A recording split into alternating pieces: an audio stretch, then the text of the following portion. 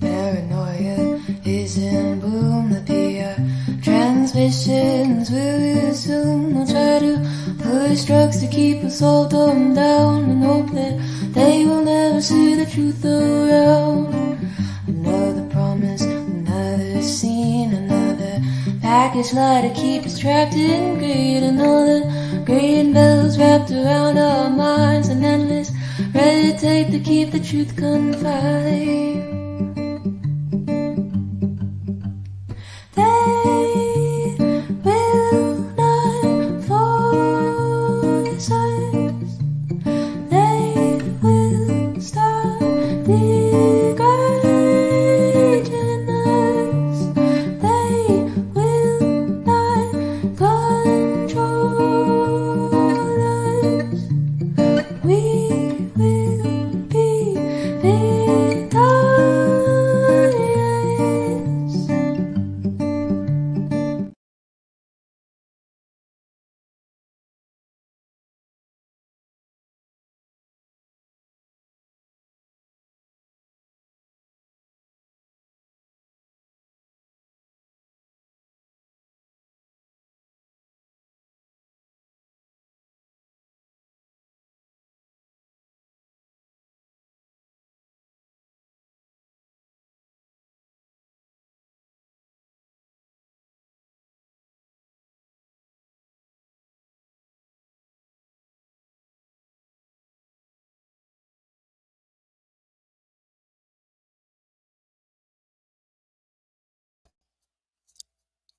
Hey Joy, you're muted. Okay, bye. Thank you, Matt. You saved my ass yet again. So yeah, what I was saying is that, if you guys watch any of my shows, even if you only watch one show, please let it be this one. This is so incredibly important. It is a story of the criminal injustice system. What is happening to Temujin Kensu is the most inhumane act that our so-called justice system is doing. He's been proven innocent, yet still remains in prison 38 years later and counting. Um, some of the things you're going to hear in my interview with him this time is he's going to give kind of a recap of situations that happened, but I mean, to be honest, we're talking about almost 40 years. So there is so much to get into, way more than could be discussed on an hour show. I do want to also let you know this was recorded last night. We started recording at 5, but the way the prison system works is you get 15 minutes, then it disconnects. Then he had to wait another 15 minutes. Then it disconnects. And then we had to do another 15 minutes and so on. So we started at 5 and we ended at 9. So you are going to hear like, please accept this call and stuff like numerous times through it. And I wanted to leave that in because I wanted to show you guys just how ridiculous it is, the hoops you have to go through just to speak to people. And they're paying for the call. So, but yeah, it's incredibly frustrating. After I play the conversation with me and Temujin from last night. His incredible wife Paula is going to be joining me live, so we'll be able to discuss anything we missed or what's coming up for Temujin. But this is something that's very near and dear to my heart. The first time I interviewed him from prison was over 4 years ago.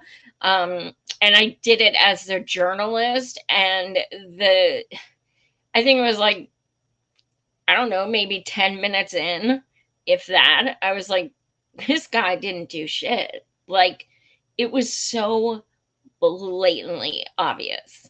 And you guys are going to find out exactly what I mean. This case is the epitome of injustice, of corruption, of lies. It's astounding. And, you know, I've grown to seriously love this man as such a dear friend, and to watch what he goes through is so disgusting. This man has thousands upon thousands of supporters internationally. He has hundreds of public figures who fight for his behalf. He's still in there 38 years later. And one of the things I'll be touching on with his wife, Paula, is he is in Michigan, who, and we all know Governor Gretchen Whitmer is the Michigan governor. Gretchen Whitmer has the ability to, with a flick of a pen, let Temujin out. That easy. Flick of a pen. His paperwork has been on her desk for years. She's received thousands of phone calls, thousands of emails, letters, you name it. She won't budge. And we'll get to why. Even her father wants Temujin out, but she won't budge. You're going to learn just how deep this corruption goes. So I am going to play my discussion with him last night right now. And like I said, please stay tuned because we are going to still be here live when his wife Paula joins me. So thanks so much, guys, for tuning in. Please smash like, subscribe, and share this link, especially to tell them this story. This man is innocent. All right, let me cue this up.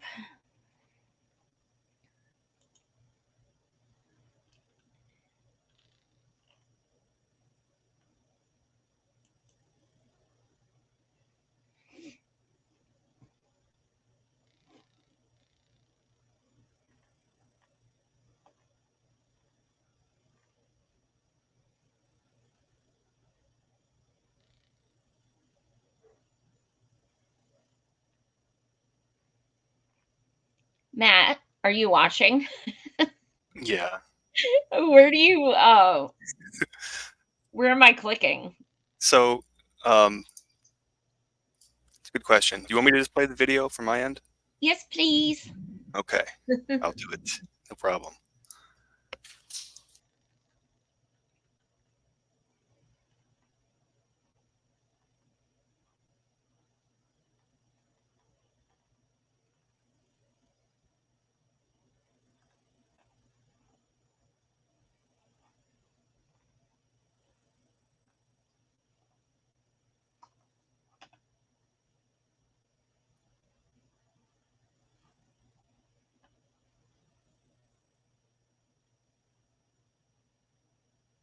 At the Michigan Department of Corrections, Macomb facility. If you feel you're being victimized or extorted by this prisoner, please contact GTL customer service at 855-466-2832. To accept this call, press 0. To refuse, this call is from a correctional facility and is subject to monitoring and recording. Three-way calls are strictly prohibited and a violation of NDOC policy. Thank you for using GTL. Hey, is this the Savage Queen? It is. How are you? How you doing there, beautiful lady? I am hanging in there. More importantly, how are you? Oh, I'm doing swell. I got the world at my feet right now. Oh man. What is I missed you. I miss you too.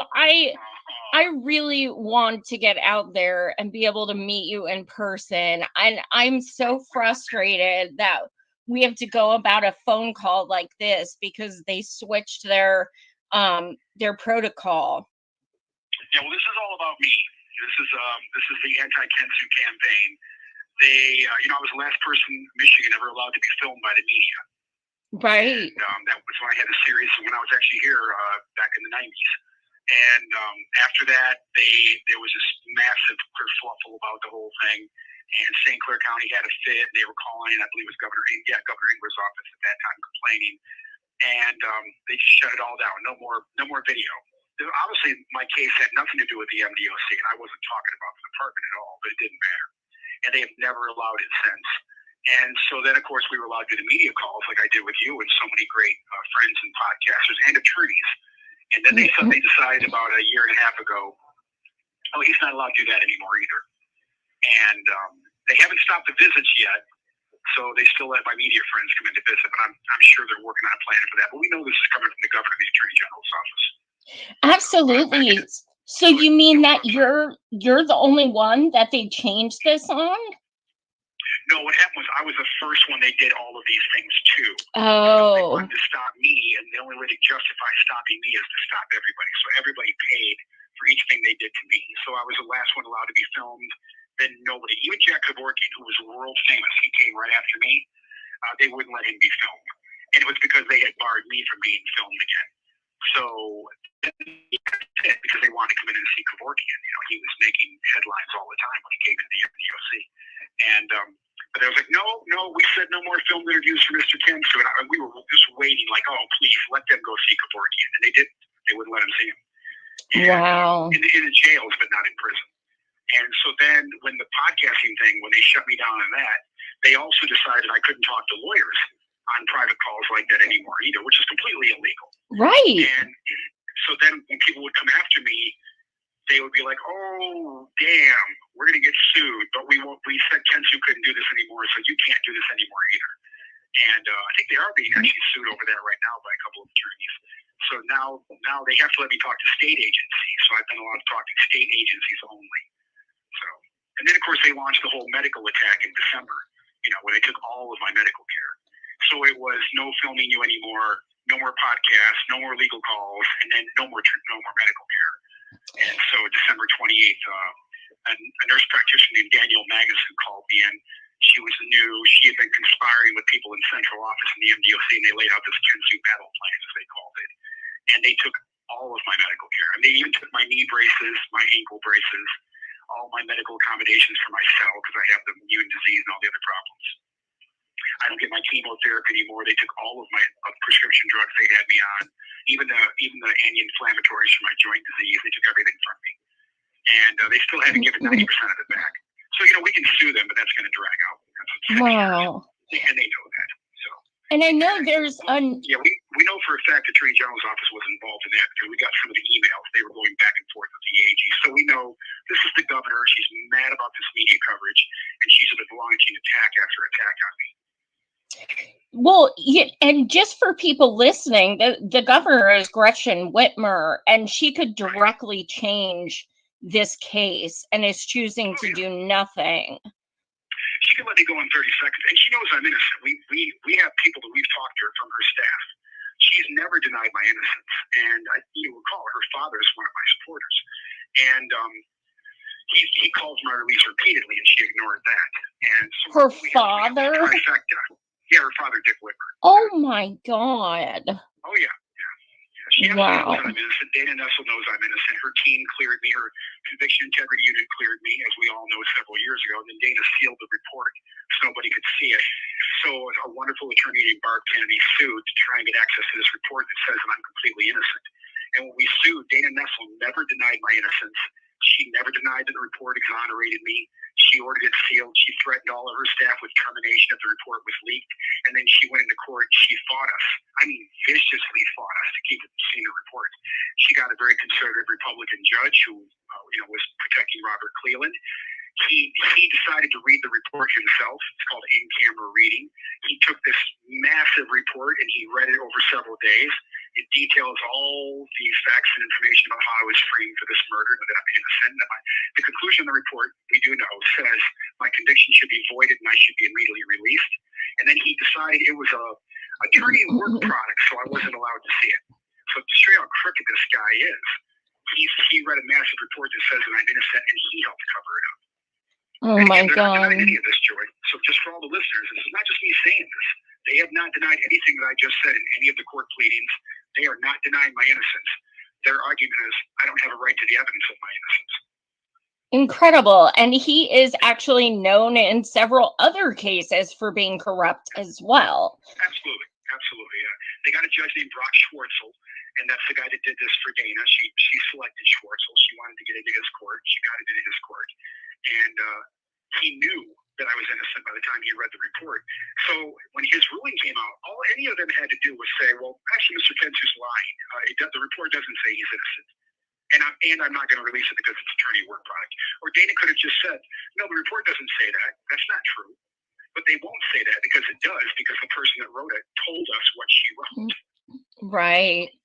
Wow. So For those Newman made it very clear that I concluded that his case should be thrown out. He should be released immediately. That was 3 years ago. Oh my Sorry, God. 2 years ago, May. So 2.5 years ago. So for those who do not know your story, I mean, I talk about it quite often on my show, but for those who for those who are not familiar, can you just, I mean, it's like the most insane thing, but can you just kind of give like an overview, which I know is kind of impossible, but. So I've served almost 38 years in November, for homicide with absolutely no evidence of either my guilt or my involvement. People always say they got nothing, but the truth is, and there's a quote from St. Clair County Prosecutor's Office we've posted on New Era website where they said, quote, we had no evidence whatsoever, but we knew he did it. That was their story. And of course, they didn't know that I did it. And obviously, as you know, hundreds of law enforcement officers, judges, United States attorneys have all called this case a complete farce and called on the governor to let me go. But I was taken to a trial where there was absolutely no mention of the crime itself, other than this guy was shot and we found him in a parking lot. Everything else was trying to attack my character or trying to tie me to this crime in some nebulous way. So, for example, they had a guy who, like an hour before the murder, in a different parking lot far away, saw a guy that he thought maybe looked like me in a different parking lot at a college in the morning in the 80s. But the guy had a hat down to his eyes and a coat up to his neck, and he couldn't quite be sure. And they just said, oh, that's me. That's me. Of course, this person's not committing a crime or doing anything wrong. He's never found, and obviously it wasn't me. But for the listeners, I was over 450 miles away in my home in Rock, Michigan at the time of the crime. My vehicle was broken down in the city of Escanaba, Michigan. That was confirmed by multiple Kmart employees. There's a signed, dated, stamped, timed receipt with my handwritten signature and my handwriting filling in the information on the receipt, my address, etc., proving that I was at the Kmart the day of the murder. I wrote a check the day of the murder to M&B Auto Parts, owned by Mike Burkholz, who testified that I came in, that my car was broken down, that I bought car parts, and I bought them with my check. We produced the check. I was in a Taekwondo school where students were signed in at 11 o'clock the day of the murder, which is 2 hours after the murder, 464 miles away, actually. I was seen in town by no less than 15 to 20 people. I went into a store where I picked up martial arts equipment that I had ordered. I was seen by the owner, Sonny, at that store, who's still the owner of that store to this day, 38 years later. I was seen by multiple students who were skipping class that day, which is why they were able to see me in town. The school records prove they skipped class on the day of the murder. At the time in question, they missed their last 2 classes. My Taekwondo instructor, Master John Benali, confirmed that I was at the martial arts school with him at noon, 3 hours after the murder, on the day of the murder, etc. My son's mother, Michelle, who I'm still very close to, I just spoke to her recently, has passed multiple polygraphs confirming that I was with her at the exact time of the crime and that I'm innocent. I've passed multiple polygraphs to one of the best polygraphers in the nation. My son's mother, Michelle, passed polygraphs with the same polygrapher I did, as well as the county's own polygrapher in the city of Port Huron, who they barred me from taking a polygraph with. The only direct evidence they produced in my trial was a jail informant they paid to say that I confessed to the crime, who later admitted that he made the entire story up in exchange for a secret deal. My judge told the jury there was no deal, turned to my jury and said, I want the jury to note this man received no deal for his testimony. It was my judge that arranged the entire deal. We have his handwritten notes, we have his signature, we have his message to the MDOC that he wants the man to receive special treatment in exchange for the testimony which the man received. When he later went to prison for a separate crime, he confessed to everything, and he provided us all the secret documents showing how they hid him in the jail, how they bribed him, the deal that was made with the MDOC. He gave us everything. He then gave taped interviews, and sadly, this wound up being a deathbed confession because the man developed fatal liver disease, and he was denied all care, which he believes was because of this case. This is in a time we got much better care in prison too. This was back in the 90s, and he wound up dying. And he was writing letters as he was dying, saying, "They're killing me. They're telling me it's because of what I did." In that case, telling the truth and coming forward, they told me I would die in here and I would get no care. They were threatening him. They were exposing him. They were telling prisoners that he was an informant. So I think they wanted him to be stabbed. Is what they wanted. And we have all the documentation for that also. This is just a tiny part of the case for the listeners. But it's all true. It's all online. It's all backed up by law enforcement. My case was just reviewed by 4 FBI profilers on a phenomenal program called The Consult. I hope people go and check that out because this is more law enforcement who spent their entire careers, 30, 40 years, prosecuting people who went through everything in this case and, again, concluded that I am completely innocent of the crime and also discussing all the violations and the errors and just the ridiculousness of the whole case and how horribly it was handled. And I also want to touch on some of the things at the trial that honestly sounds like a movie because it's just so blatantly ridiculous. From saying you committed this crime by time travel. Yeah. So it's crazy as it sounds for the listeners. This is absolutely true. We actually have police interviews, for example, with Kathy Dyer, where Detective John Bounds, the man that helped frame me for the crime, a crooked cop who was fired for mob involvement, by the way. He actually said to Kathy Dyer in a taped interview, "Do you think he can teleport?" And Kathy Dyer said to him, "Are you an idiot?" And he said, "Well, we have indications that he can do things like that." And she said, "Well, then why would he still be in jail?" I mean, this is what we dealt with in this case. When they had over a dozen witnesses that were absolutely sure of when they saw me. Another, Mark Sherman, for example, had a student parent teacher conference that day, so he knew exactly what day he was at the martial arts school, and again confirmed what day I was there. When there were so many witnesses, and of course my receipts show my vehicle was broken down in town, and 2 Kmart's managers who testified I was there with my broken down car, and I came in and saw them and begged them not to tow it. When they couldn't get around all these disinterested witnesses, they simply made up a theory that I flew a secret airplane. So they claimed that I went to some secret airport. No, just so everyone knows, I was destitute. I lived in a $200 a month rental farmhouse, and we were receiving food stamps. My son's mother was pregnant. I was unemployed at the time, and we had no money. And I drove this speeder Mercury Marquis that would barely go 20 miles without breaking down. But anyways, they claimed that I chartered a secret plane, convinced the pilot to fly me. Remember, this was before GPS and all the modern technology, so I guess I just landed when I say stop. And apparently he took his expensive plane and just flew me into a farm field and dropped me off, where somehow I got out of the farm field and got into a brand new car and made it into town to go find this guy. And just so the witnesses know, I was never tied to this victim. I mean, You have 1 minute remaining. I can call back in 15 minutes if you'd like. Okay, yeah, absolutely. Yeah. But I had obviously no way of knowing anything about this person. This is before the internet. This is before GPS and cell phones and all those things. And the killer obviously knew who he was, knew where he went to college, knew what he looked like, knew what kind of car he was driving, et cetera, et cetera, et cetera. And you'll see a lot of that analyzed in the consult program. So there's no way they believe that I committed this crime. They just needed a patsy for it. And also about the crazy trial. Also, people need to know that the person who was killed was a politician's son. Absolutely, very powerful, very crooked mayor named Gary Macklin. Had his hand in everything. His family had a history of moonshining. He had done a bunch of shady land deals in the Croswell and Sanilac County area. We got a lot of really suspicious information about the pricing on the land out there and the money he had made, an enormous amount of money. And the evidence indicates his son was probably heavily involved. Thank you for using GTL.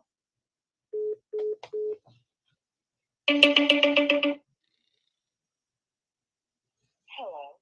This is a prepaid debit call from Temujin, Kensu. a prisoner at the Michigan Department of Corrections, Macomb facility.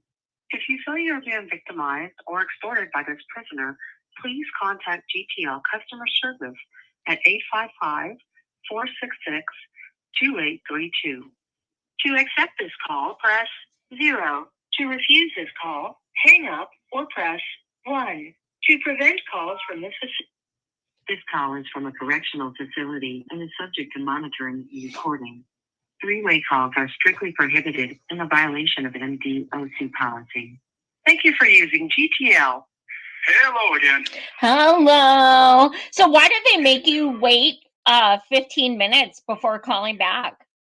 In prison, we had a problem with the gang guys dominating the phones. And Oh. they redial, and we had a bunch of stabbings. So they got the idea that we could make you wait 15 minutes to call back. So all they do now is just pass the phone off to their buddy. So it didn't fix anything. It's typical MDOC solution to a problem. Wow. Doing something about people dominating the phones, they simply made it where now one guy hands the phone to somebody else. And so, if you're one of the bigger, stronger, older cons, like yours truly, I can get to them. Well, Young kids, not so much. Well, we were talking about the time travel and other fun things with your trial. Let's talk a little bit about your incredible lawyer. Oh, yeah. Actually, I wanted to mention that. So, for the listeners, I was destitute, as we all know, and that's part of how they're able to do this to people. If you don't have money or resources or family, it's much, much more easy to frame somebody for a crime. And when you look at a lot of the innocent cases around the country, you generally find they're either minorities and or people that are in very disadvantaged situations. So they send a guy to come see me in the jail, and he's selling me on what a great lawyer he is and how blessed I am to have him. And, I know everybody in this town and blah, blah, blah. And you're going to have this giant lawsuit, and you're going to go home, and you're going to be wealthy, and so on, because nobody thinks you did this. His name was David Michael Dean. It turned out the truth about David Dean was he was one of the biggest drug addicts and drug dealers in my town. Well, I shouldn't say my town because it's not my town, in this town. And he also was a former prosecutor on the man that framed me for murder. And the people involved in the framing were Judge James T. Corden, at that time Chief Prosecutor Robert H. Cleland, and John Bounds, the officer who was working with the mob at the time. So now this is my lawyer. He goes into court. He gets himself appointed. And I really didn't suspect anything. I was a 23-year-old kid. You're desperate. You're looking for anybody that's going to help you. This guy's telling you you're going to get out and you're going to be financially set for life and so on. And they took me out of regular population shortly after I arrived in the jail with no misconduct, and they placed me in maximum security isolation. And that was really to keep me from having contact with anybody, visits, phone calls, etc. Then they placed a massive list of restrictions on me. They basically began to torture me. They would cut off my water. They would freeze me in the cell. They placed me in front of a window in a blizzard, and they would open the window wide open with bars on it. So, and of course, I'm in a cell at the same time, so there's no chance to escape. But there was a chance to actually literally freeze me out in the cell with no blanket and no bedding. So cold, literally, that the water in my toilet would freeze. They would let me bathe, so I would be filthy and unkempt. And I'm kind of a hygiene nut. If anybody knows me, will tell you that. And I wasn't allowed to have any books, reading material. They monitor all my attorney calls with my so-called attorney. He was actually part of this whole setup. I would beg and complain, please help me. And he would do nothing. We actually have the logs showing how they listened to all my attorney calls and the notes from the officers about what I discussed with my attorney. I mean, think about that, people. To this day, everybody knows you can't listen to attorney calls and you can't listen to attorney visits. But in my case, there was always an officer right there listening and taking notes. And then he would turn these notes into the prosecutor, Robert Cleland. And the logbooks actually say on Cleland's directions. Now, this man became a U.S. District Court judge. So this is a man who violated every rule in the book. Not just frame me for murder, but the most fundamental basic rights of a defendant: the torture, the abuse, the starvation, denial of medical care, visitation, access to a confidentiality of my attorney, and then went on to become a federal judge.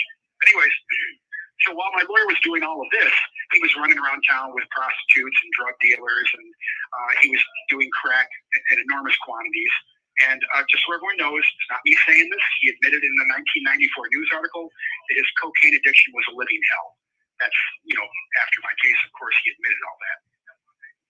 But by 1987, his staff had quit because of his drug use. So he brought in his crack-smoking girlfriend, made her a fake private investigator, and had the state funneling money to her as a fake private investigator while they were having this affair I have all the notes from their affair when they were in motel rooms together. I was never allowed any witnesses or expert witnesses, because my lawyer wouldn't get me expert witnesses and he wouldn't pay for them. He was going to be paid back. So eventually he agreed to bring in a guy who pretended that he was a ninja. True story. And his name was Glenn Morris. He actually pretended to be a trained ninja, and this, of course, was the ninja killer case. This guy was not a ninja.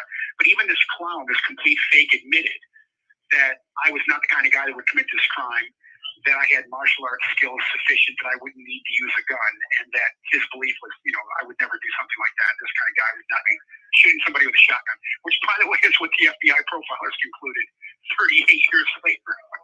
But anyways, but while Dean was doing all of this and setting me up for the fall, he was going into my storage facilities and stealing everything that Shelley and I owned.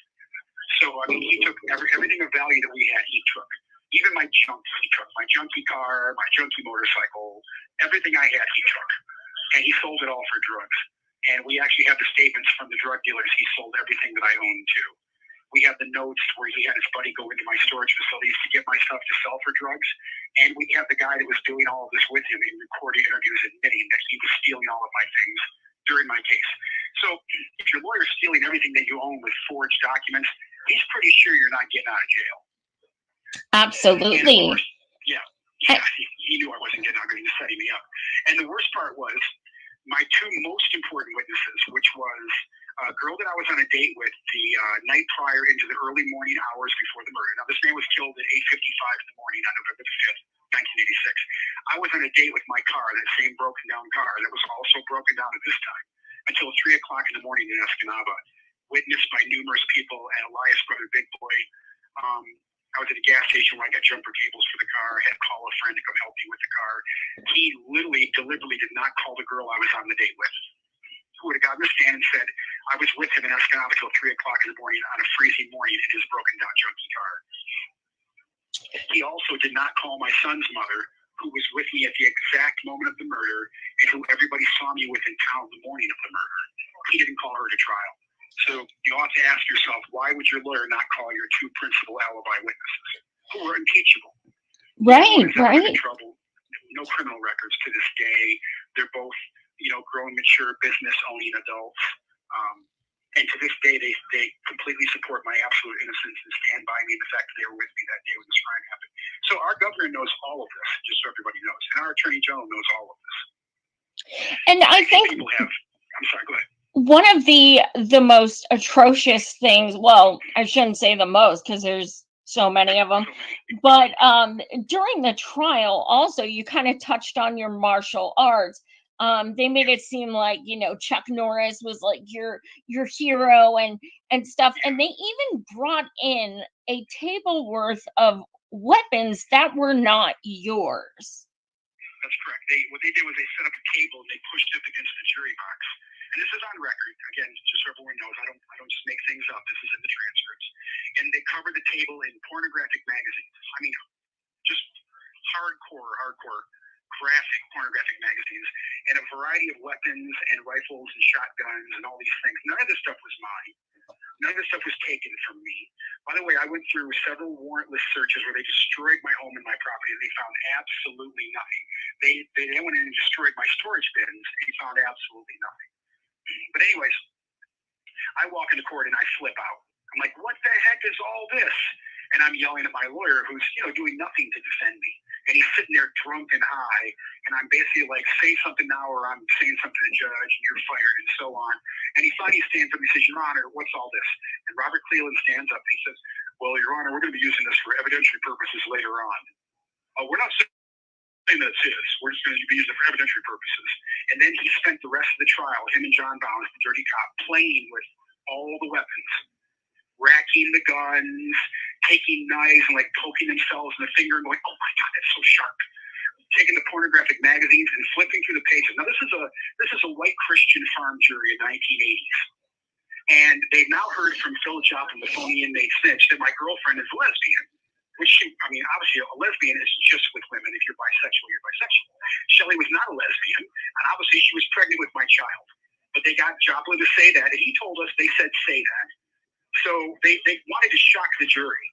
So everything was shock, shock, shock. So then there's all the porno stuff, not mine. And then they would flip through the pages, and these are graphic. I mean, these had hardcore sexual acts, forgive me, everybody, but ejaculation and all those things. And they would go, oh my God, that's disgusting. They would slam the magazine down on the table. And they would turn and hold the pages so the jury could see all this porno. This case does not involve anything like that. But this is what they did the entire trial. The other thing they did that was really sleazy was they took every good thing in my life and they made it a bad thing. So I'm an honorably discharged veteran from a cannon battalion.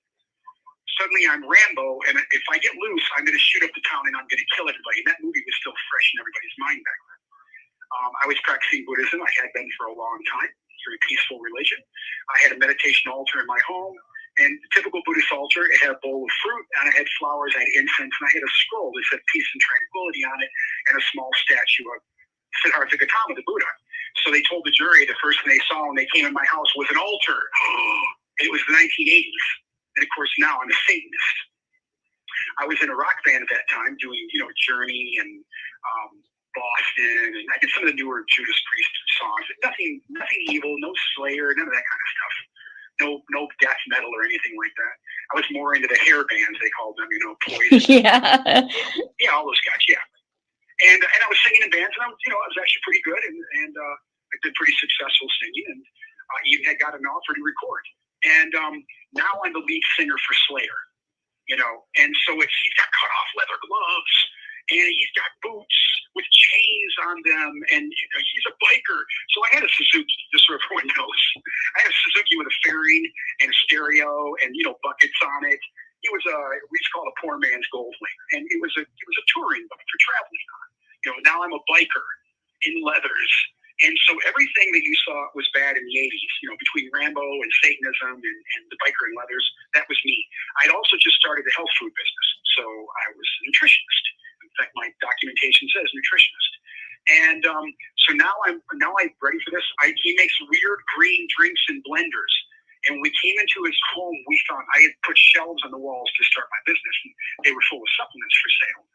And he had thousands of bottles of unidentified substances. I mean, that's the kind of stuff they did. So thank you. They had nothing on me. Don't you think if I had thousands of pills and drugs, they would have, obviously charged me with that and made it known to the jury?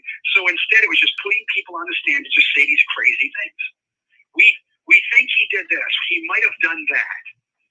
One of the worst things they did was the girl that I was arrested with on this case was a friend of mine named Deanna. And a very, very pretty girl. We were at a donut place when I was arrested. And she told the police, I know him. I know the crazy girl that's accusing him of this. There's no way he did this. No, he doesn't have any guns. I lived with him when he was seeing this crazy girl. We never been around that guy. He's never talked about this guy. She's making it very clear that we have no idea who Scott Macklin is or anything about this case, right? So Deanna worked in Dave Dean's office for a couple of months, but he was hitting on her, and he was drunk and high all the time, and she took off. So now it's the trial, and Deanna's not around, but she's not a witness to the case. They bring in Deanna's mother, Dolores Bomar, notorious drunk who had multiple assaults on police officers for these drunk and disorderly things. She used to beat her kids all the time. They couldn't wait to get out of the house. They put her on the stand, ready for this, to imply that her daughter is dead, and to say, well, I don't know where my daughter's at. The last time I saw my daughter, she was with him. When Dolores gave that testimony implying her daughter was dead, A, her daughter was living with her. She was back at home. B, she absolutely knew her daughter was alive even before that, because when Deanna was arrested with me, they let her go instantly, and she called her mom, and she went back home. But on top of that, she's still alive to this day. So this is the kind of stuff they did during my trial. Robert Cleveland knew Deanna was alive because he knew that I was arrested with her, and he knew that she was working in Dave Dean's office, and he knew she was visiting me in the jail. But he let that woman get on the stand and implied that I murdered her daughter. You have 1 minute remaining. And that woman's still alive to this day, and she's fine. In fact, she was at my 2010 public hearing on this case. So this is just a smattering of what they did. I hope that gives you an idea, though. Listen, Joy, if you need, I can call you back later, like tonight or tomorrow, or if you're good here and I ramble enough, just let me know. Yeah, I mean, you're welcome to call at any time. Just hit me up in a DM and say, hey, I'm calling now. But I love you. Thank you so much for calling. I love you too, sweetie. You're so awesome. Give my love to everybody there. And I'll have Paula message you. And because I have to go to work in a few minutes, but I'll have Paula message you. And I might be able to try you one more time tonight if you want. Yeah, for sure. Okay. All right. Listen, I love you and miss you terribly, and I can't wait to meet you and see you in purpose. You know, we've got Jason Usry and everybody coming here soon. Do you wanna come with them? Who is it? Jason Usry, he does the Maybe a Criminal podcast. He's doing a big thing on the case too. Ooh. Get you guys together. Yeah, that'd be great. Yeah, he's a great guy. He's really. Thank you for using GTL. This is so hard to say goodbye to him all the time.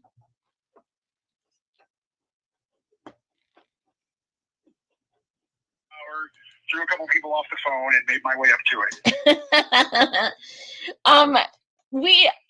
We were talking kind of about the trial, but I also want to talk to you, tell people about the mother of your soon-to-be baby who was with you. Can you give our listeners just kind of a brief overview of what they did to her? Yeah, so they came to the house without a proper warrant. The judge up in Delta County, which is, for listeners, is in Michigan's Upper Peninsula, I think he knew the whole thing was kind of shady. So he would not give them a warrant to search. He said, no, I don't see anything here. You just admitted to me you've got no evidence against this guy. You think supposedly he did this. You know, they've been looking for me for a couple of days, so they already knew that people said that I was up north. They'd already been all around town. And that's how I found out on a Sunday morning. I found out that there are people, the police in town looking for me. When a friend called over to another friend's house. In fact, Dash Deal, who's still one of my supporters, ex-combat veteran, he goes back and forth with Paul all the time, still with me to this day. He had called Paul DeMars, the person who helped with my broken down car, and said, hey, the police are looking for you. And I was told at that time that supposedly I had killed my friend Tom Ford. And Tom Ford and I had a falling out, and he had taken off. He had stolen my motorcycle and some money and a leather jacket and things. And I thought, oh my goodness, Tom's dead, and they think I killed Tom. So there's literally a phone log where I was calling Tom's family trying to figure out what the heck was going on. So obviously I wasn't calling Crystal, and I wasn't calling anybody in Port Huron. And so they eventually found out where my farmhouse was at, and they came out there without a warrant. And this is the dead of winter in a blizzard. And older fans will know how Michigan winters used to be back in the 80s, tons of snow. And so they went in and got Shelly. She was 7 months pregnant. She was barefoot in the house at the time with our dog and our puppies and our kitten. And they took her out of the house illegally, and they put her out into a state police squad car with those hard plastic bench seats, and they left her in that car freezing to death in the cold with no shoes, no coat, no gloves. Car wasn't running, unheated, while they destroyed our house. They did a 7-hour warrantless search. Eventually somebody thought better and brought her back in from the car. I'm amazed nothing bad happened to her, thank God. And when she got in, they had just destroyed the place, and they were continuing to destroy it. And she was, of course, screaming bloody murder, and people can't do this, and what are you doing? And they're like, your boyfriend killed this guy, and she's like, I was with him, he didn't kill anybody, and so on and so on. And so she's demanding to see a warrant, and they're shoving this piece of paper in her face. And what it was a seizure warrant for me only that literally said they could not search the premises. And the funny thing was, they didn't even deny doing this. When we were at trial and we talked about this in court, they didn't deny they did this massive illegal search after the judge ordered them not to do one. So this case was corrupt from the very beginning.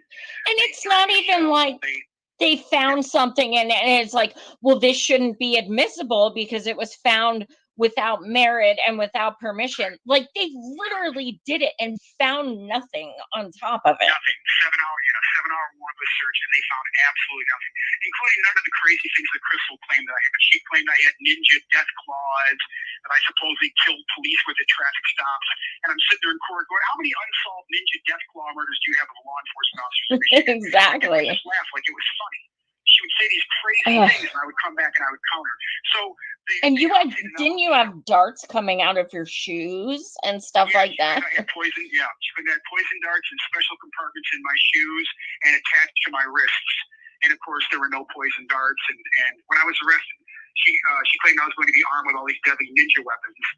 And of course, I was completely unarmed except for I had a little belt knife, a little tiny one, like a 2-inch blade. Michigan law is like 3 inches. I had like a 2-inch knife, and that was it. And so they didn't want Michelle to testify. So what they did is, once they had me in the jail and they locked me in segregation, she would come to visit me. Of course, she had our son, so now she got the little baby, and they just began to terrorize her. They would go to the apartment complex that she was in, because she had to move down to Port Huron to be by me, and she, like Deanna, was working and trying to help Dave Dean with the case. And, she's reporting that Dave's not doing anything, and he's drunk and high all the time. He's hitting on me, he's hitting on Deanna, and so on. Just a slime bag. And so they had to get her out of there. So they began to torment her. And when that didn't work, they started going to all the neighbors and saying, that girl right there, she's helping a murderer, and that's the guy that killed the mayor's son, and that's his girlfriend there. And so the neighbors were actually really nice to Shelley. And they would come and tell her, hey, these scumbag cops just came around, basically wanting us to treat you badly. And so then they threatened Michelle, and they actually told Michelle, if you testify, you're going to go to prison, and you're going to lose your baby. Why? Of course, that's completely illegal, especially with a primary defense witness.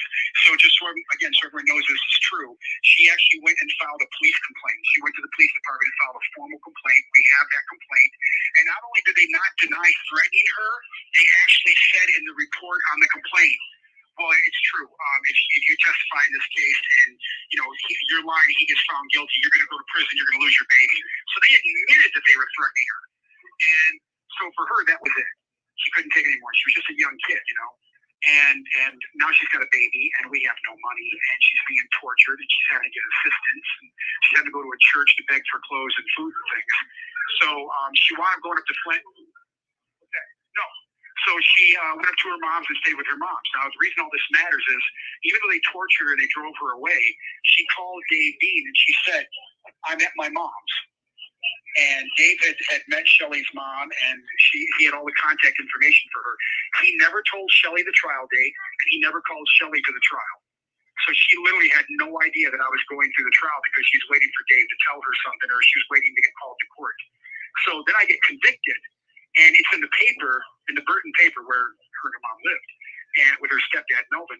And she's like, oh my God, and she calls the jail, and then I get this message, hey, you need to call your girlfriend. And then Shelley and I are speaking while I'm in the jail, because she was hiding, so I never spoke to her while she was hiding. And she's like, oh my God, what happened? They didn't even call me.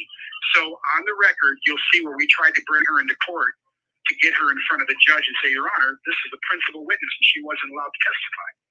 And the judge wouldn't let her testify. He wouldn't even take her testimony, and he barred her from even entering the courtroom. So the transcript actually showed that she was out in the hallway, and the judge says no, and wouldn't even let her come into the courtroom, because they didn't want her to come in and speak. They didn't want people to see her, and they didn't want to hear her say he's innocent, he didn't do it, I was with him. So the judge wouldn't. That's the same crooked judge, James Court, wouldn't even let her in the courtroom.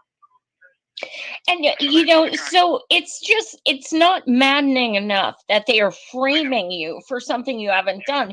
It's that there are so many illegal things to place something on someone who did nothing illegal. Yeah, hundreds. Yeah. And the thing is too, and I want everybody to know, obviously this just made me hate law enforcement.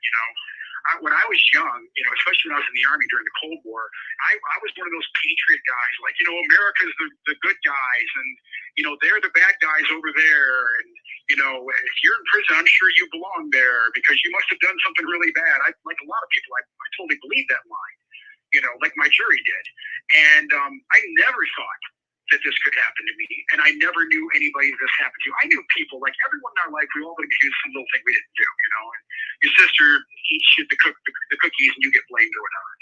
But, this is a whole different thing.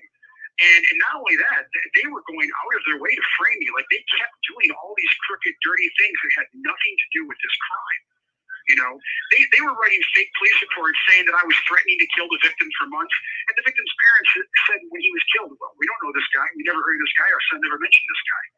Next thing you know, 2 months later, here's reports saying I've been threatening him for months. Remember, this guy wasn't in the picture when I was down there. He was nowhere around. He came in the picture long after I was long, long gone. And everybody agreed, even Tom Ford, we never left the UP. We never came back downstate. We sure as hell didn't make 20 trips to go harass some strange guy over a girl I didn't care about and never saw again. And she admitted I never contacted her. So it was like I was a stalking boyfriend either. So as this was happening, I was kind of sitting there, this 22-year-old kid going, what's going on here? Like, why are they doing this? And it wasn't until years later that I knew they were covering up the fact that Scott was a drug dealer and a drug user, and the mayor didn't want to deal with the shame of that. The mayor was friends with Robert Cleland, the man that framed me, and Robert Cleland ran for the Michigan Attorney General's office twice, and he was planning to run again. And he used my case as part of his little political platform and talked about it was the hardest case he ever did. You know, he put this maniac killer away. And just so everyone knows, if I was guilty, this is just a grown man shooting a grown man one time in the side. This is not some giant cult story with sex and drugs and torture and kidnapping. You know, sadly, it's a thing that happens all the time in this country.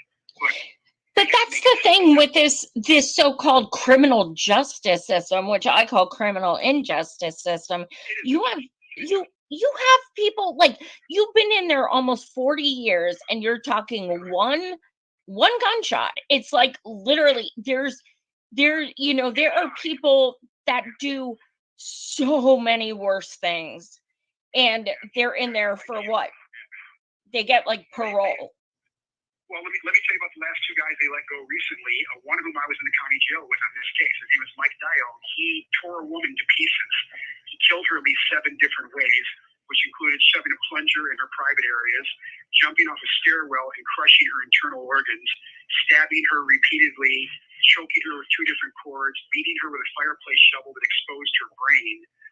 And he was with me at the same time in this case, in the same jail with me. He came to prison a few months before me. He's been home for years because the parole board let him go. He had a horrible prison record. Yeah, I have a phenomenal prison record. I've got 11 degrees. I've done nothing but educate and help people since I've been in here. This guy spent his whole bit stoned. And when it was time for him to go up for parole, they let him go. And in St. Clair County had no opposition to that man going home. So they want to keep me in here, and they let Mike Dial go home. And they didn't say a word about him being released, but they're fighting to kill me. Because this is not about justice. This is about them covering up what they did to me in this case. And another good example is Doug Chmielewski. Doug Chmielewski raped, tortured, and murdered his own great-grandmother. And he was in this unit with me, and he's been home for years and did far less time than me. And when it came time for him to be considered for parole, the parole board instantly gave him a parole and let him go home. And again, the county prosecutors said absolutely nothing. So they had no problem with those 2 guys going home. Doug was not only insane, he sawed out his neck and tried to open his own neck just a few years before they let him go. It's completely crazy. They had no problem putting these horrible woman killers who brutalized and butchered these women, including one guy's case, his home great-grandmother. They had no problem with those guys going home. Me? No, absolutely not. No, he has to die. You must die in prison, sir. And it's because of what they did to me and what this case means. So they had no problem with the guilty guys going home. And there's thousands of cases like that in Michigan. This is not some, one-off. And I wanted an example of that right there. I want to talk about your health as well, because I know your wife hit me up with another case that's going on, a woman who's being deprived of her wheelchair and everything else.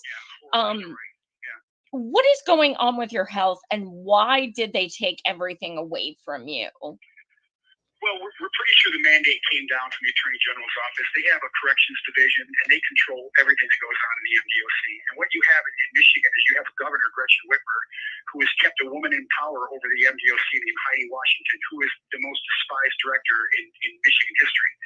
The MDOC's union, which is the MCO, they had a 6,000 person no confidence vote trying to get this woman out of this position years ago, and the governor just told the union to F off. I believe their daughters go to college together or some crap like that. So Heidi, who has destroyed the MDOC since she came in 2015, and now we have murders and suicides and fatal overdoses and rampant drug use and gang violence, all because of her. She took away every program. She took away everything that we have, and we also don't get health care anymore. She doesn't answer grievances. She doesn't. You have 1 minute remaining. So Whitmer, Nessel, and Dana, all women, are letting the women be tortured at the women's facility. Literally letting them be tortured. If you people go online and look, you'll actually see horrible stories about what's going on, news articles, everything. Governor Whitmer, Attorney General Nessel, Director Washington won't do anything about what's happening to the women. Paula is out there fighting for those women. They were furious about that. And so because of that, they called me on December 28th, as I mentioned earlier, and they took every bit of medical care that I was getting away from me. Just about every single thing I get. And I am mechanically disabled. I have braces, and they took everything from me, pain medications, everything. So we know this is because they're furious about Paula. So this is how they get back at you. It's how they punish you for helping people. But we're going to keep helping them. We're still fighting for Crystal. I'm fighting for Crystal in here. Paula is. We've done a clemency petition for her with U of M, and we're not going to give up. They're not going to break us. You are just such an inspiration. I just love you so much. You are such a sweet. Absolutely. Well, thank you. Are you able to call back? Oh. As you see, guys, every 15 minutes, it's just like cut off.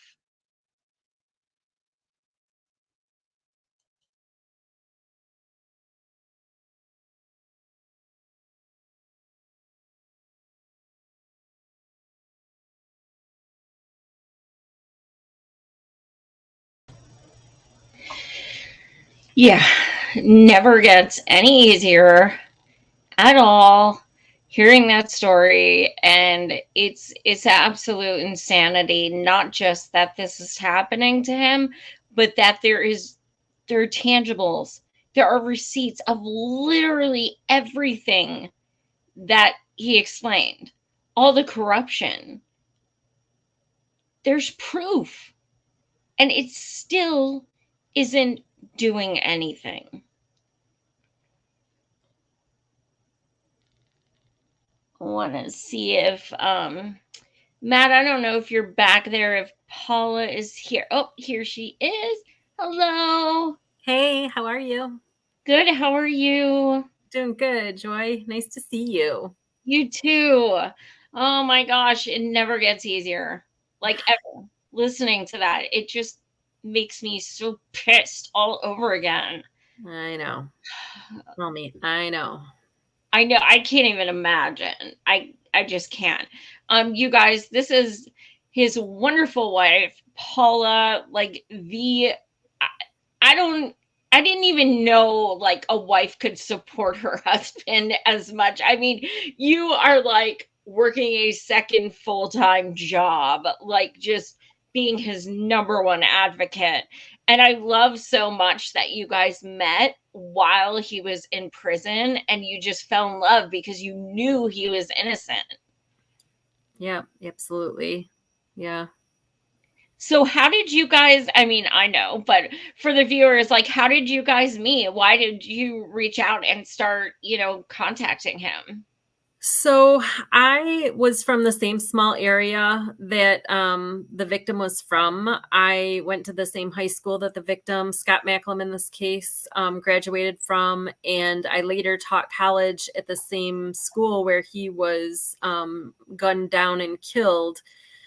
So I was familiar with the case. I was familiar with the victim. I had no idea that there was a conviction that Temujin was wrongfully convicted. I was 11 years old at the time that this crime occurred, either 7 or 11. It was really young, and I just didn't know any.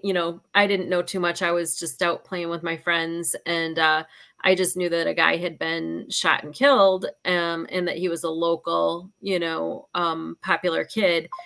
And that was about it. And then I just went on with my merry little life, for decades, and then read about it and was just blown away and shocked that there was a wrongful conviction. And when I just started reading the evidence of his innocence, I was floored. And I was like, this man, at that time, he had been imprisoned 7 years. He had lost his wife 7 years prior. So I was like, wow, he had a wife. She was with him for 22 years.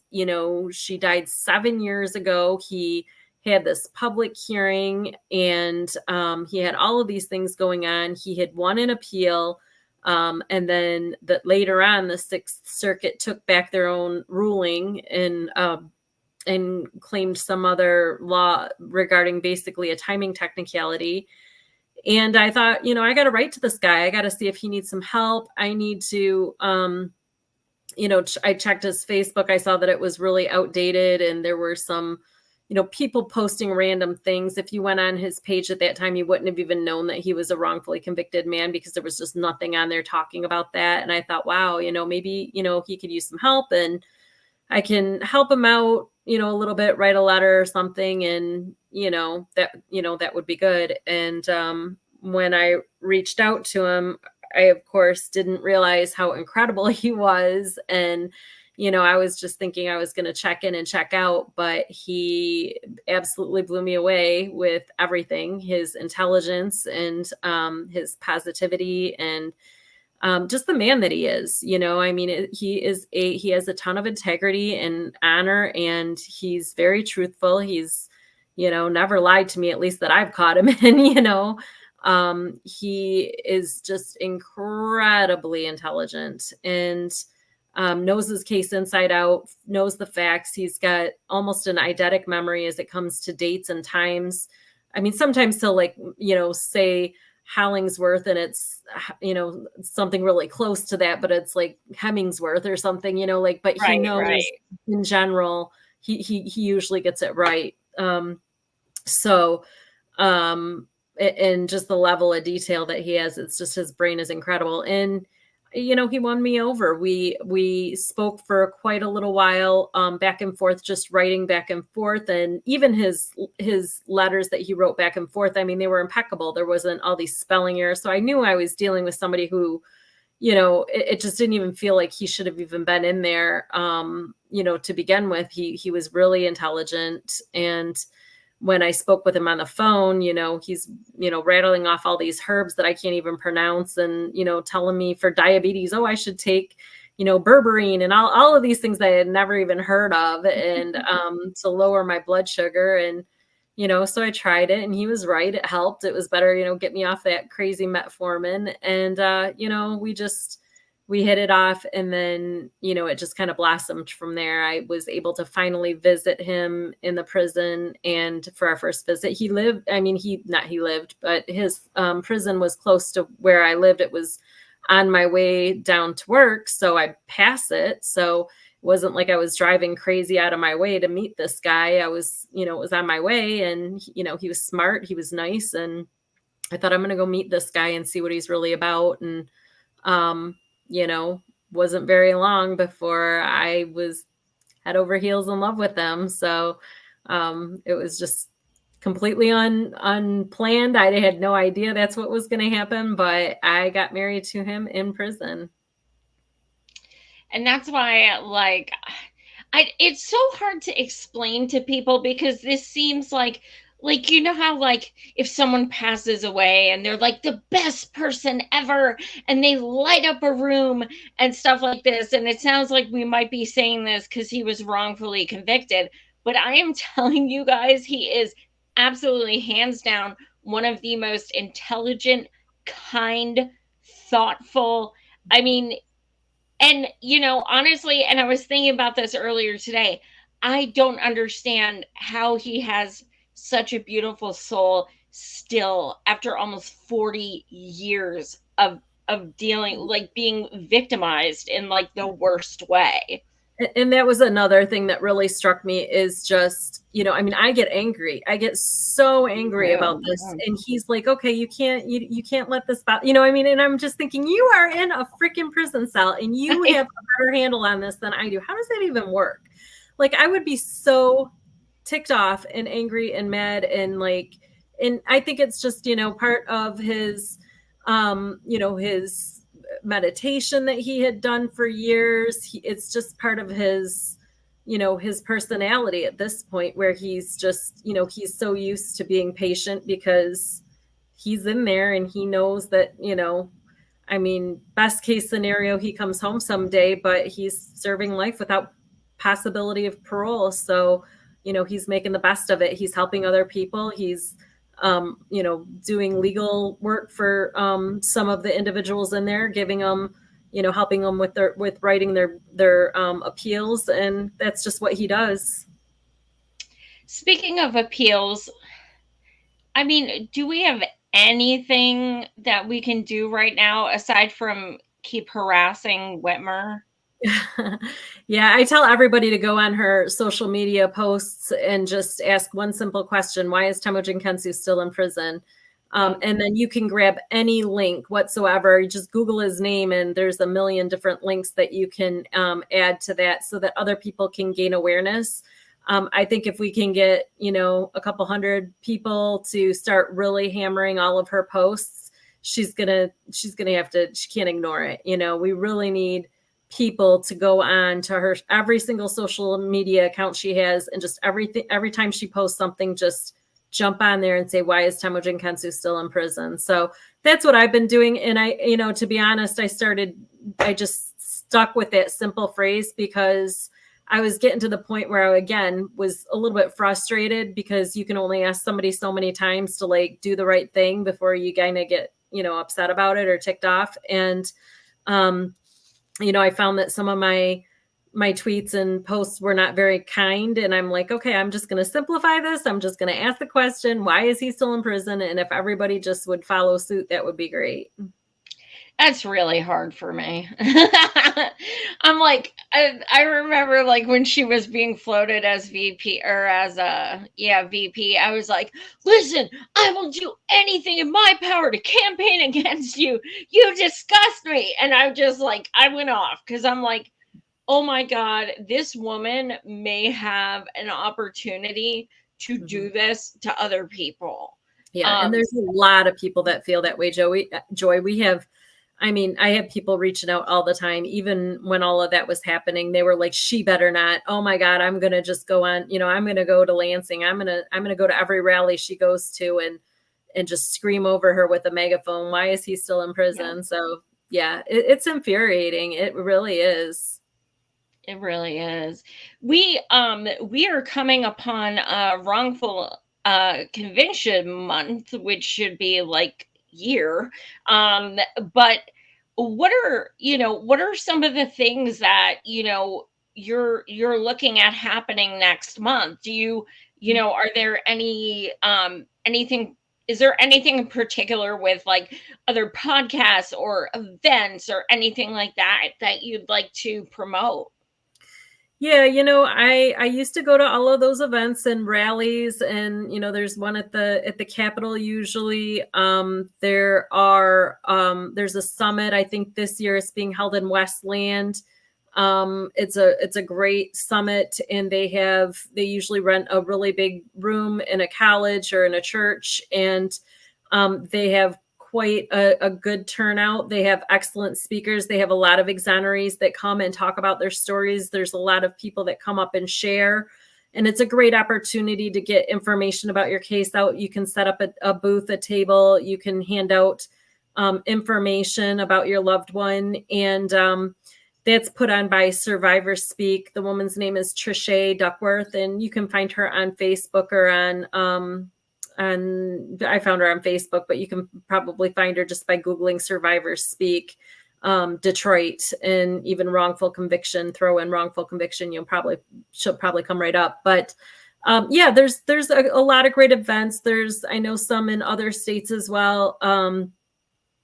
Personally, for me, I have gotten to the point where I can absolutely not go to those because it's just maddening to me. I can't go and risk seeing the woman that wrote the report that said that he should be released, and then, have her up there talking about how much she cares about justice, but she didn't stand up for Temujin. I can't do it. I'm not going to put myself in the same room with that woman because I have got nothing nice to say. And I don't want to be the person that's, saying negative things. And so I cannot do it. I can't go to those.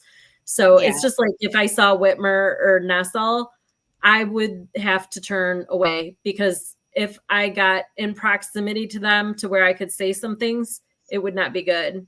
And I'm just not going to put myself in that position. I'm not going to, if I know where they are, I will absolutely not do it. I have nothing nice to say to those people because they are horrible people. And, if you're going to knowingly leave an innocent man in prison, you are a monster.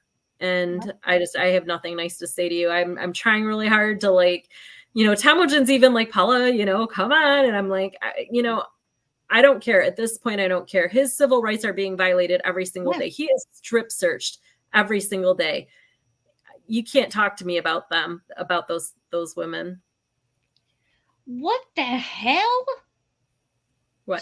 Strip searched every day? Oh yeah. Well, yeah. For anytime he like goes, from one point A to point B, there's checkpoints, there's different things that they do. Yeah. Oh, absolutely. Yeah. Oh my God. On every visit, he gets strip searched. I mean, that's why it's just like it's not, like we don't think of it that way. We get patted down and Right. we don't think about it, but every single time they pass through those gates, they're getting strip searched. Oh my God. Yeah. Incredible. You know, I don't know where he gets his fight from, but one of the other things I was thinking about is like how, I think about him pretty much every day. And, sometimes I think about him and like my phone will ring and it'll be like, this is a call from, and I answer and he's like, Joy, I just wanted to call and check on you. How are your eyes doing and stuff? And I'm like, what? You're in prison. Why are you calling and asking about me? Like, he's just so selfless.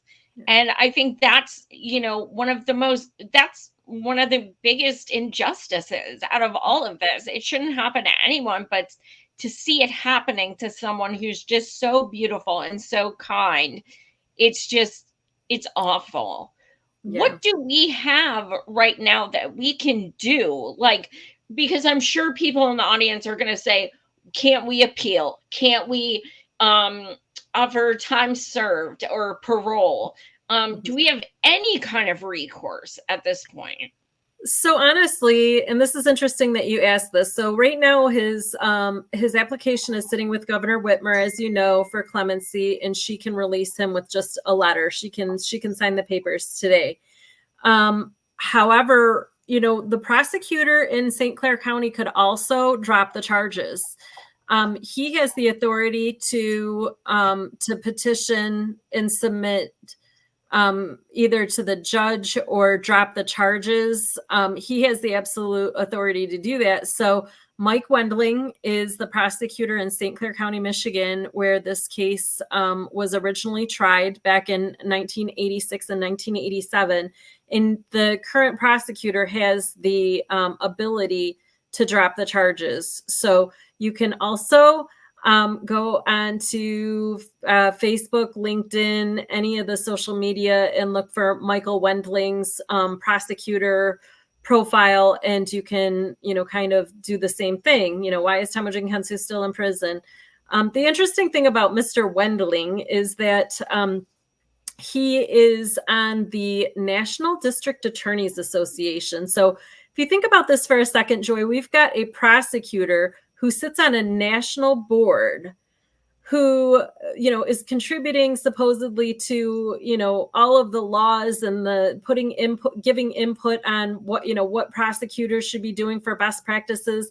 And this man is on a national board for prosecutors, and he has probably one of the worst, if not the worst, wrongful conviction in the country. And he's on that board. So I've been, writing to the board. I'll go on to LinkedIn. Every time I go on to LinkedIn, I'll look at what's posted on the National District Attorneys Association page. And of course, they're always talking about justice and how much they care about justice. And so I will post right on there, why haven't you asked your board member, Mike Wendling, to free Temujin Kensu or resign from your board? Because he does not deserve a position on your board and also have the worst wrongful conviction that he refuses to acknowledge. Absolutely. Has Temujin been able to speak with him or communicate with him? No, he won't speak. He won't speak with Temujin. He actually, the prosecutor really doesn't talk much about this case whatsoever. There's been very few statements that he's put out. But for the most part, they don't talk about this case because they can't defend it. No. There's no defense to what they did. They lie. They will lie about, or they will tell, it's interesting. They will tell you how many appeals he's lost. They'll never tell you about the appeals that he's won and the appeals that he won, but they took back because of something silly like a timing technicality that had nothing to do with his absolute innocence. They won't talk about the judges that came on to support him. They won't talk about the federal FBI profilers that came out and said that this crime is absolutely not the crime that somebody with Temujin's, personality would commit, which we just had, as you know. The Consult did an excellent 4 or 5 part series on Temujin, and they looked at everything. They looked at all the trial transcripts. They looked at everything, and they said, no, this is absolutely, and they started out saying, we're not going to, this is not about the wrongful conviction of Temujin Kensu. The alleged wrongful conviction is what they said. This isn't about that. This is about the victimology of Scott Macklem and who could have possibly done this crime. And we will look at Temujin. We will look at him very closely and critically and unbiasedly. And they did. They looked at, and there were some very unkind things that they said about him. But they said that he is absolutely, by the end of the episode, this is a spoiler alert, they said, this is absolutely not the person who committed this crime. We don't see any of this in his behaviors, in his patterns. So, and that was 4 retired veteran FBI profilers that looked at this. Wow. So, and what's that called again? It's called the Consult. It's Consult. Yep, the Consult. And another spoiler, but I'm kind of curious. Did they say who they think it is? They said that they thought that Scott Macklem had been met there at the parking lot, and that he had actually picked the place of, of the meeting, and that there was possibly an exchange. They said that Scott possibly had something that they wanted. And they said that, he was caught off guard. They thought that he picked the place because it was a very public place that he thought he would feel safe in. They said that the person that did this to Scott went there with the intention of killing Scott, and that it was, it was something that he was caught off guard. He didn't think that this was something that really that they would do, or that they would especially do in that, in that venue. But they said that what they saw in Temujin was completely opposite of what they saw at that crime scene. They saw at that crime scene somebody who had planned to go there, and they said Temujin's not that way. He is a hothead. If he is confronted in the moment, he will say something, but he's not the person that's going to run after and chase after people and try and do things of that nature. He said that they said that that's not in his nature, and it's not. He is the type of person that, if you were going to, threaten him, I'm talking a man, if a man were to threaten him, he would square up. He would say, okay, bring it on. He's not going to back away. But if somebody tries to pick a bone with him or something, he's not going to go seek that person out. That's just not in his character. If he bumps into you and you start some shit, he'll toe up to you. But he's not the type of person that's going to go running down. And the same with all the claims that they made, that Crystal made about him being so obsessed with her. They did not see that in his background at all either. In fact, every ex-girlfriend that, you talk to of his will tell you that he was a love him and leave him type of guy. He was not stalking anybody. That was just not his personality. He's just like, okay, I'm on to the next thing. Where's the next girl? Right, okay. Right. Yeah. Exactly. And, he had so many girlfriends. He did not need to stalk any. And I want to know, where is Crystal now? Because she knows something. It's conjecture, but she does. She definitely knows something. She does. Yeah. And she sat there for almost 40 years and not said a damn word while he is wrongfully imprisoned. Yeah. Yeah, it's really so frustrating, honestly. And gosh, I want to be careful here, but long and the short of it, she watches this case. She watches probably every single episode that we put out. She is very defensive about her decisions, about whatever it was that was going on in her life at that time, and she takes it personal. And she is still in the Croswell area, and Croswell, Lexington. She's married now to an attorney. So her last name is Parteka. So it's Crystal Merrill Parteka. And she is still standing firm that, Scott was killed by Temujin.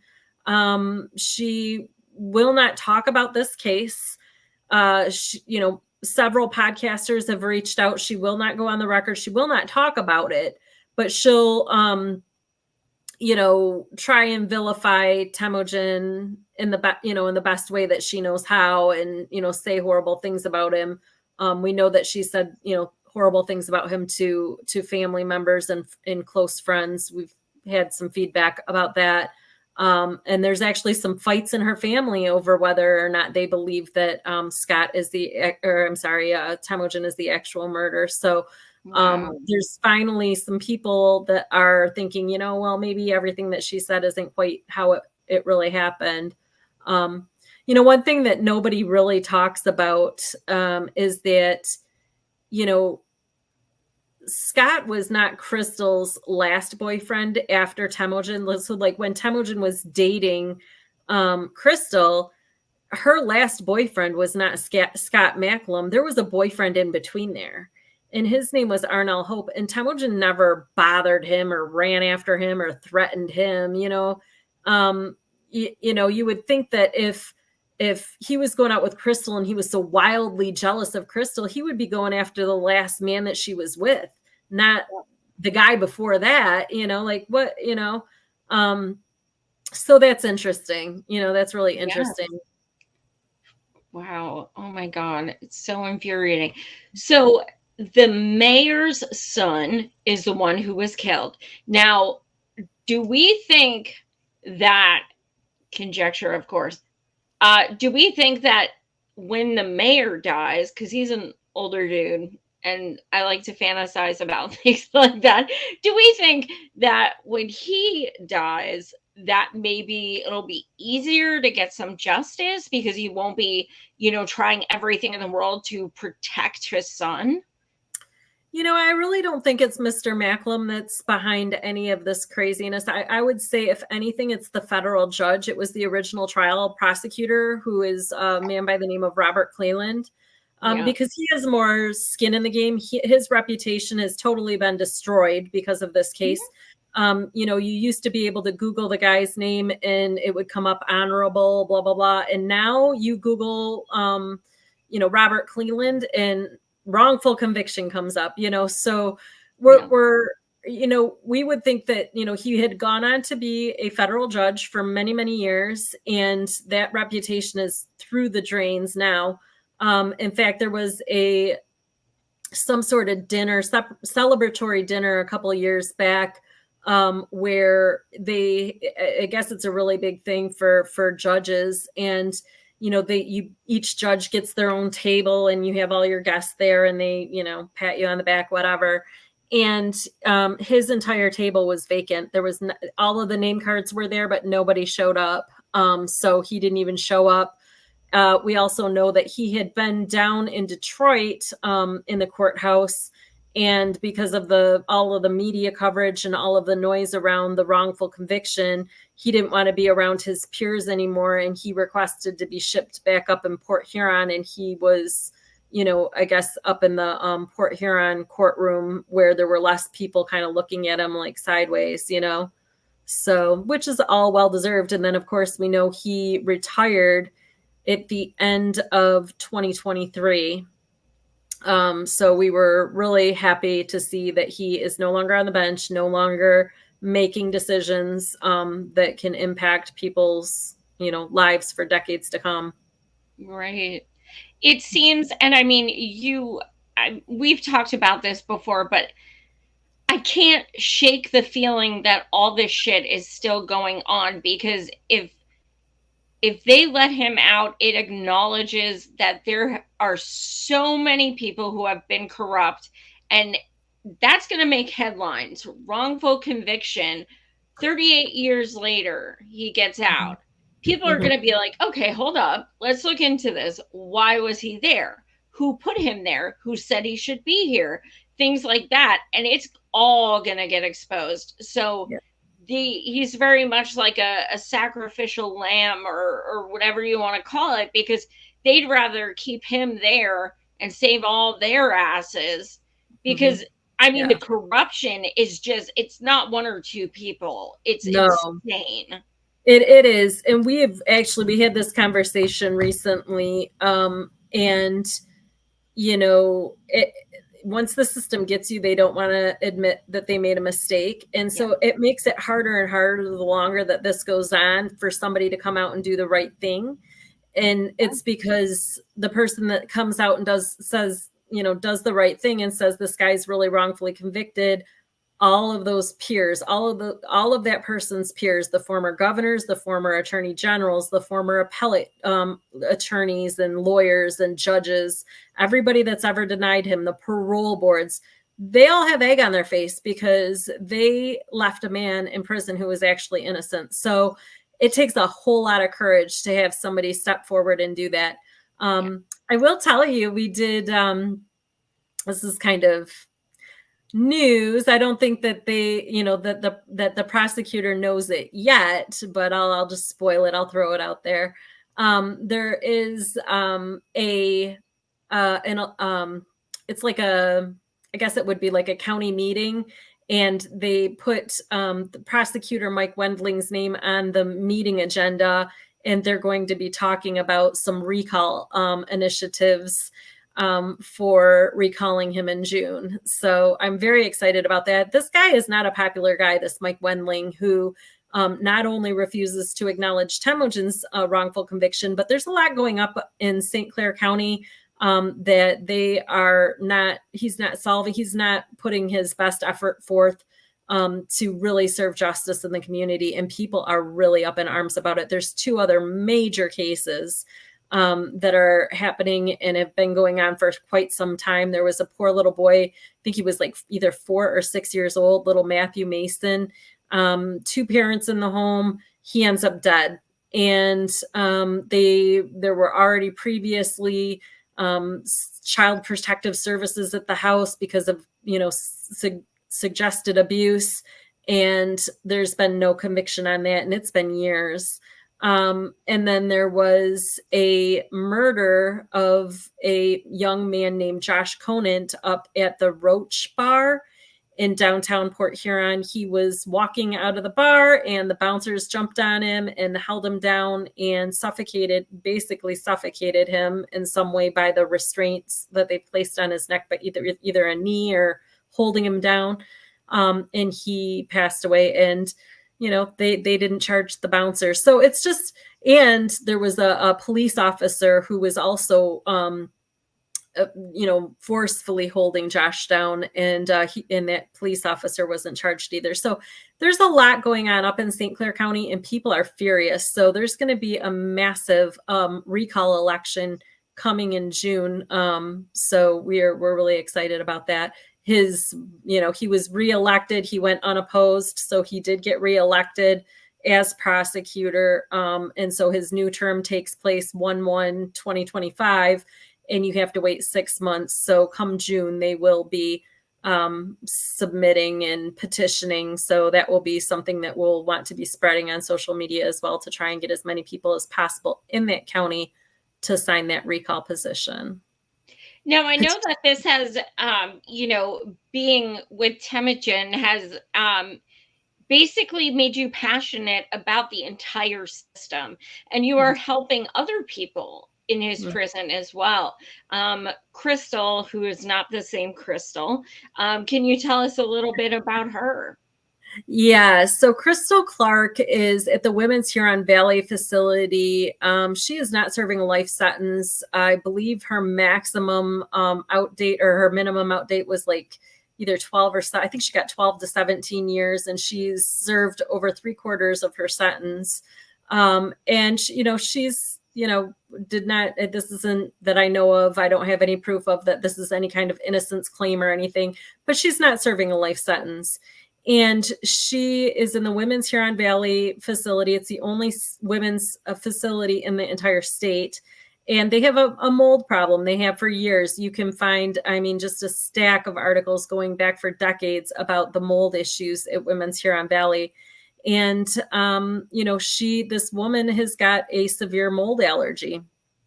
And the mold that's in the facility is just absolutely, you know, taking over her body. She's got, you know, pus coming out of her ears. She's got sores on her feet. She's so swollen. She can barely walk. She had a walker and a wheelchair. They took the wheelchair from her at the MDOC. They took her soap. They took her deodorant. You know, they're retaliating against her horribly. And so I've been very vocal. I've did a YouTube video of what we did down at the Capitol in Lansing. Her whole family came up from North Carolina, and we made a really nice little video and shared it all over. And we've, you know, just been writing to the governor, writing to the attorney general, writing to the prison, really advocating to get her home, writing to her prosecutor, Kim Worthy in Detroit. And, you know, just trying to get some justice for her. So she's on Prison Radio. If you go on prisonradio.org, you can hear Crystal Clark talk about the conditions in the Women's Huron Valley Prison. And, you know, what they're doing to her is just, it's inhumane. You know, they're literally trying to kill the woman. So I presume there are other people being affected by this as well. Yeah, there are. I mean, you know, mold, it bothers some people more than others. You know, some people have seasonal allergies or mold allergies. Crystal's allergic to penicillin.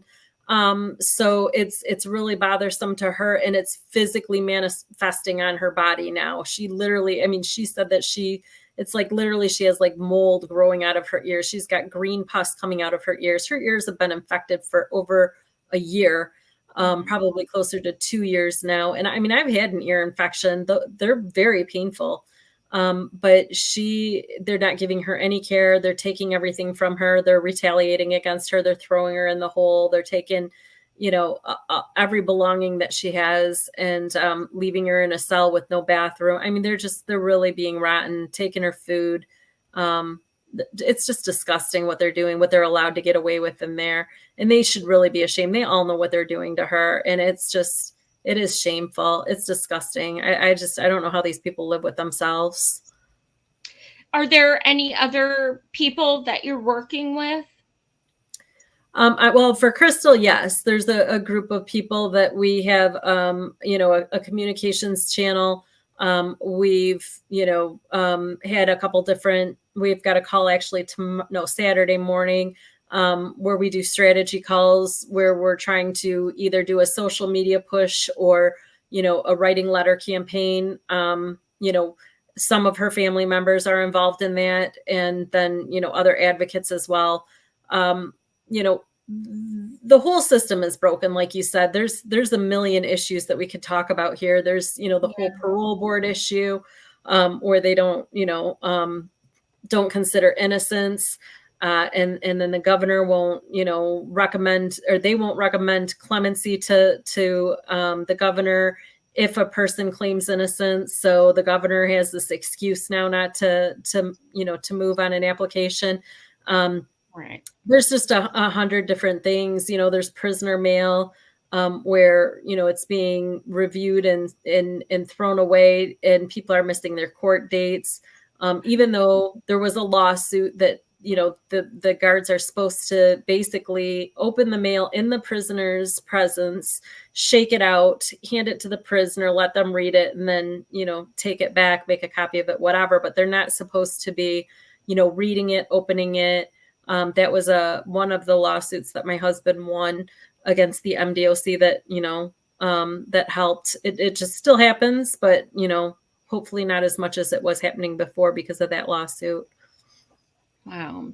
It's incredible. I mean, this is, you know, every time I talk to you guys, I feel like this interview could be like a week straight. I mean, and it's always updating as well. I want you to please what do you want the viewers to take away from this? Well, I think people need to get involved in number one. I mean, and I've been saying this for a couple weeks now. Well, probably longer than that. We really need people to care about this issue. You don't need to care about Temujin, but you need to care about this issue because it can happen to anybody. It can happen to you. And we're seeing more and more in the news. It's money doesn't even help you anymore. I mean, look at what happened to Alec Baldwin. You are not protected. You're not safe. The system is corrupt. And you have absolutely no defense against these monsters once they decide to do something to you. Thankfully, because of all the press and the media and because of my husband's horrific case, I feel a little bit safe in talking, and speaking out about these things, because it would be clear retaliation and I would have 1,000 media people screaming and yelling if something did happen to me. Mm-hmm. But, you're not protected. And this sort of thing can happen to anybody. And we need to really look at who we're voting for and find out what's in their background. What do these people really care about? What are their real issues? What kind of America do you want to live in? The media, you can't trust it.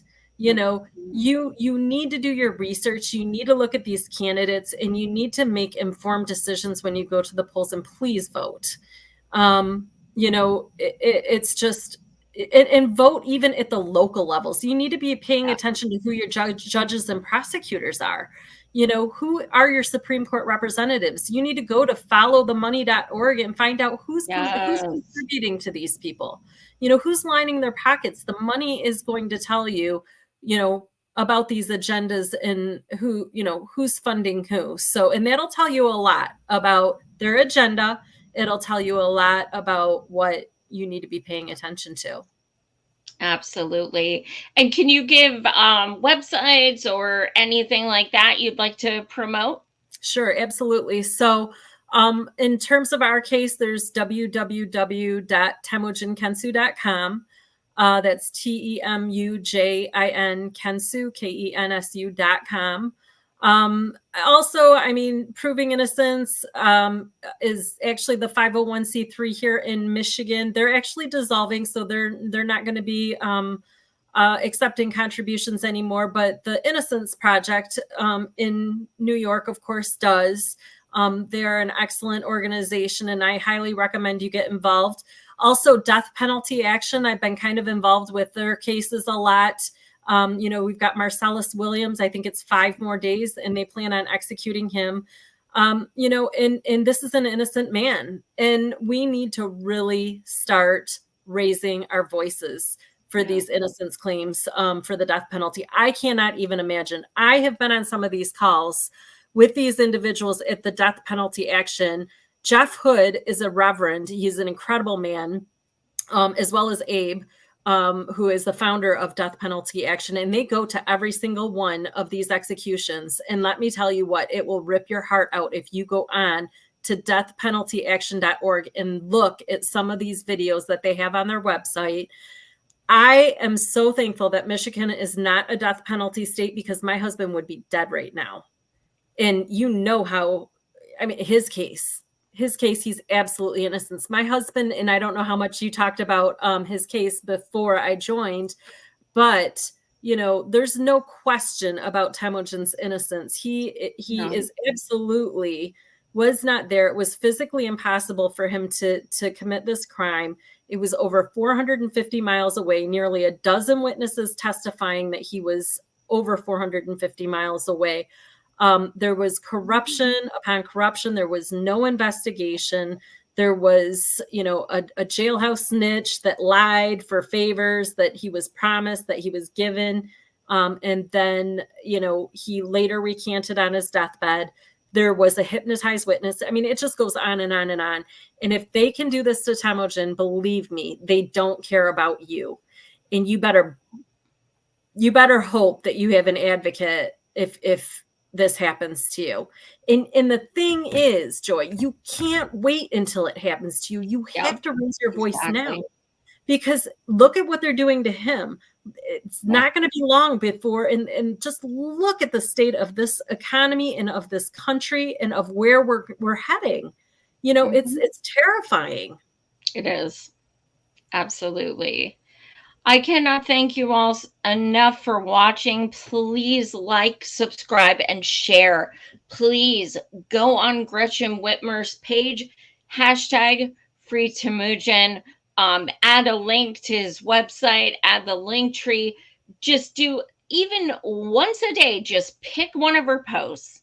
Takes 2 seconds. Absolutely. It helps because the more she's annoyed, the more she's just going to give in and say, all right, just do it and shut these people the hell up and bring it. That's fine. Right. But, I mean, thank you so much, Paula. You are incredible. I am so thankful for all you do for him and all you're doing for people like Crystal as well. Your advocacy is changing lives, quite literally. So it's so important. And I send my love to both you and Temujin. You guys are just incredible. Thank you, Joy. We love you so much. He was just telling me tonight, he's like, we need to get Joy to Michigan. We need to get her on the phone, call her up, tell her, what do you need? Get here. You got to come here. You got to hang out with, we've got some people coming up next month, you know, to do a podcast and to start building out the story. We've got an author. We've got a lot of media coming up.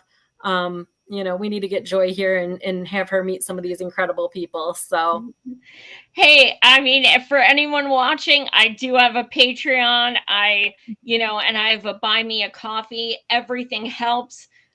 You know, I am independent. It's me. I don't have a network. So, I do this on donations. And a lot of times that means I do it for free, which is fine because it's important. But anything you chip in is very appreciated, and it can be used for things like this because I'd love to go to Michigan. Well, make sure you put that link in the tag it in the link here, and then we'll share this out. We'll ask all of our big podcaster friends and bigger followers to share it out as well. And need to get Joy to Michigan. Yeah, I'll do it. Yeah, like hashtag get Joy to Michigan. Hashtag get Joy to Michigan. Thank you so much. And thank you. Like I said, just much love to you and Temujin. We're gonna keep fighting. We won't stop. Absolutely. Thank you. Take care. Thanks so much, everyone. Good night. Good night.